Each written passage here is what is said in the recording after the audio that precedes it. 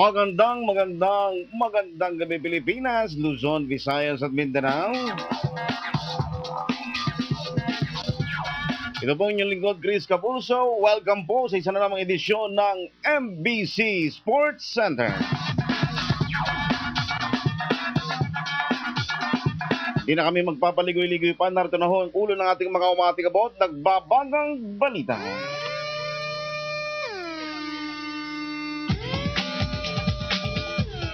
Token Text, pasok na sa finals ng PBA Philippine Cup. Ambo din naman ni Pacquiao at Nonito Donaire Jr. may namumuuraw hidwaan. Dapat dit ng bansa sa swimming, biglang nagretiro. Efran Bata Reyes, gusto na rin daw tumigil sa paglalaro. Amateur boxing champion na si Ani Albania tanggal na sa national team.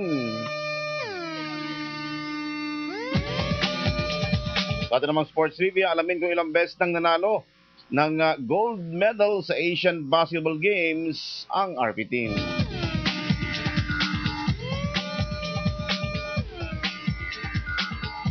At ngayon sa detalye ng ating mga balita sa Fast Break.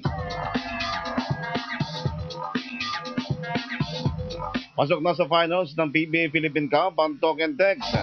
Nakamit ng Texters ang karapatan sa unang slot ng kampyonato matapos silang paso ang defending champion na BMEG Derby Ace sa score na 89-72 sa Game 6 ng Best of 7 Semifinal Series sa Araneta Coliseum.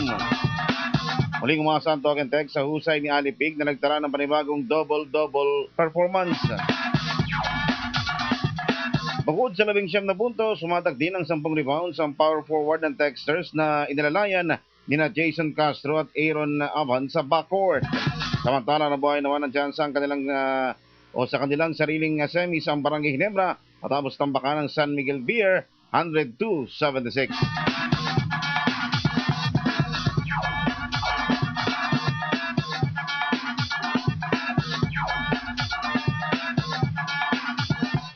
Sa boxing naman, may namumuong hidwaan sa pagitan ng kampo ni Manny Pacquiao at Nonito Donaire Jr. Ibinunyag ni Rachel Marcial, Mrs. ni Donaire, na may ilang tao sa kampo ni Manny ang umaharang na mapasamang mister sa undercard ng mga laban ng pound for pound king. Partikular na tinukoy ni Rachel si Michael Cons na niya personal na kumausap kay Bob Arum para arangin ang pagkakasama ni Donaire sa Pacquiao Margarito title fight. Pinabulaan na naman ito ni Arum at sinabing hindi na kailangan pagsamahin sina Donaire at Pacquiao sa isang fight date dahil kaya ng bawat isa sa kanila na humakot ng Filipino fans.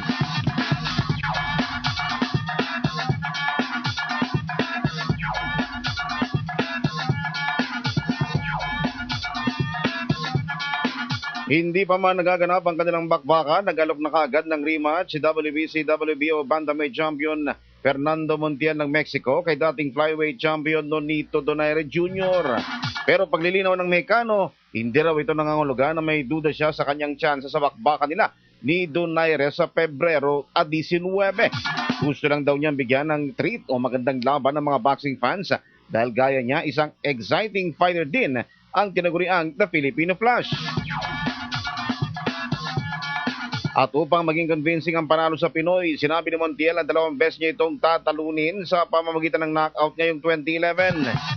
Kung lihitimo ang alok ni Montiel, magiging certified blockbuster ng 2011 para kay Donaire dahil bukod sa Mexican champion, inililinya rin siya ni Bob Arum sa isang super fight kontra naman kay Juan Manuel Lopez ng Puerto Rico.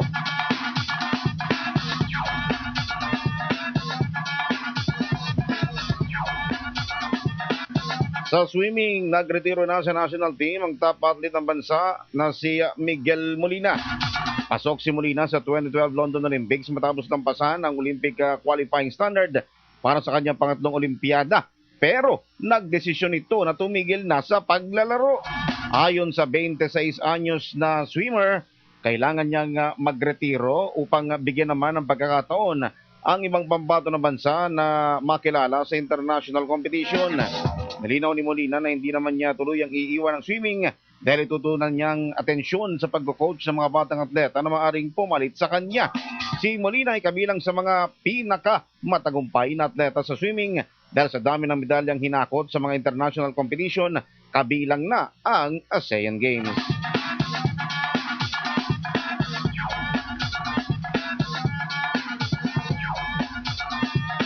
13 minuto makalipas ang alas 6, certified blockbuster kagad ang unang laro ng RP Ascals kontra sa Mongolia sa Pebrero 9, nagaganapin sa Panad Stadium sa Bacolod. Sinabi ng ilang source mula mismo sa Bacolod na fully booked na raw kaagad ang mga hotel doon. Isang buwan bago ang laro dahil sa pananabik na makita ang game ng RB Booters sa kanila mismong bakuran. Matatandaan na lumika ng ingay ang Ascals nang talunin nito ang defending champion Vietnam sa ASEAN Football Federation Suzuki Cup na sinundan pa ng pagpasok nila sa finals. Baka ang karagdagang detalye ng balitang yan dito pa rin sa MBC Sports Center. Samantala sa billiards naman, plano na raw magretiro si Efren Batare sa paglalaro ng billiards. Ipiniwating ng tinugaliang Di Magician ang pamamaalam sa minalyang sport matapos ang ilang dekadang paghahari dahil sa malabong mata at pananakit ng likod. Yan din ang sinasabing dahilan kung bakit umatras si Reyes sa pagdidepensa ng kanyang corona sa Derby City Classic sa Indiana, USA. Ito pong 2010, naging madalang pagsali ni Bata sa mga international competition pero napasama pa rin siya sa top 10 earners ng azbilliards.com.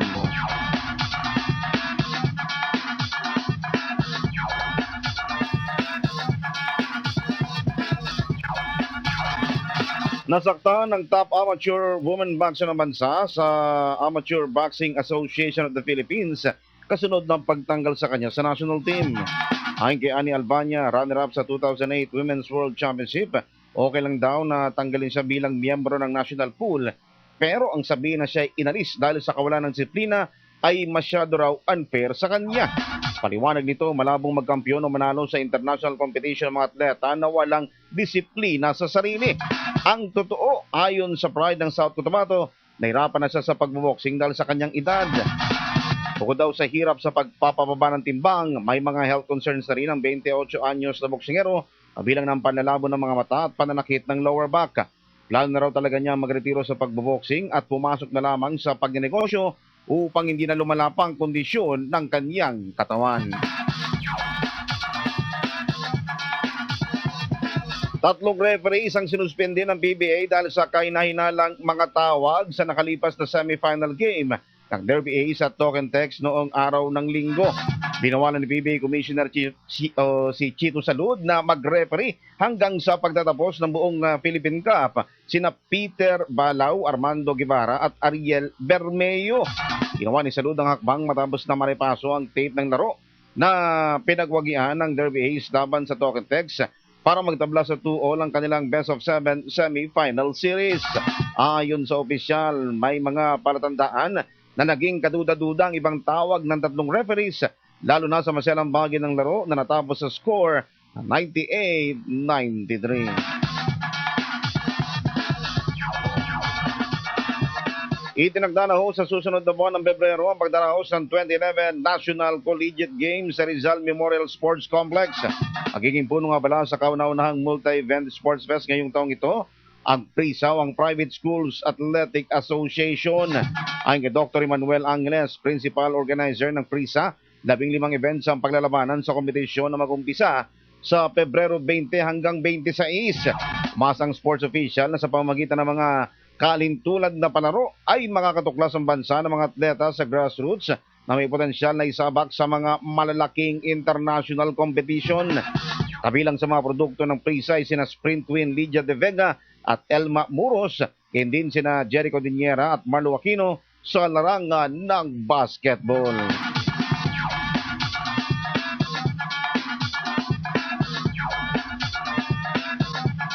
Sa NBA naman, nakuha ng San Antonio Spurs ang 5 sunod na panalo. Makarang talunin Dallas Mavericks 101-89.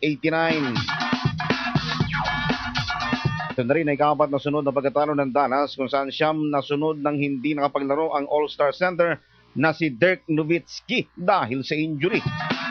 Sina Tony Parker at Dewan Blair ay kapwa score ng 18 puntos para sa Spurs, samantalang si